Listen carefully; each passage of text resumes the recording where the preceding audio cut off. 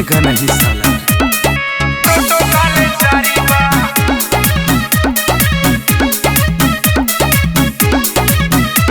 क्यों करेला रंगदारी भेजा में पिस्टल डारी, सब पे पड़ गईली भारी बॉलीवुड के बाद तैयारी।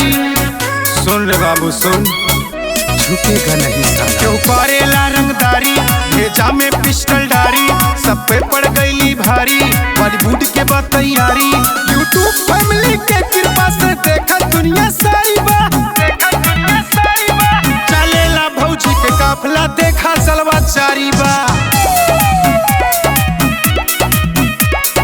देख विरोधी की छाती फाटे प्रोटोकॉल जारी बा।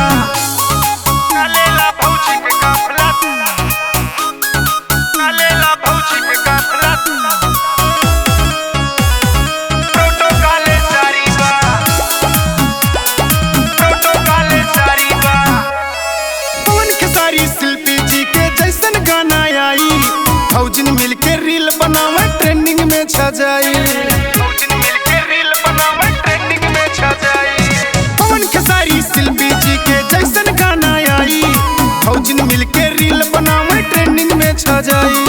केहू कितना जोर लगाई नहीं उनसे हारी बा, केहू कितना जोर लगाई नहीं उनसे हारी बा। चलेला भौजी के काफिला देखा जलवा जारी बा। देख विरोधी की छाती फाटे प्रोटोकॉल जारी बा। चलेला भौजी के काफिला, चलेला भौजी के काफिला,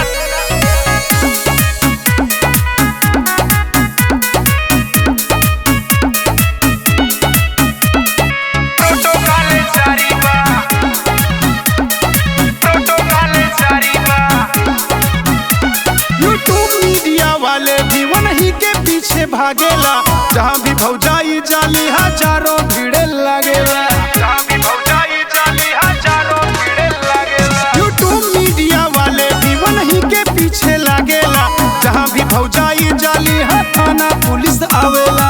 चंदा भौजी राधा के पूरी दुनिया में पलरा भारी बा, चंदा भौजी राधा के पूरी दुनिया में पलरा भारी बा। चलेला भौजी के काफिला देखा सलवा जारी बा। देख विरोधी की छाती फाटे प्रोटोकॉल जारी बा। सुन रे बाबू उड़ा दे।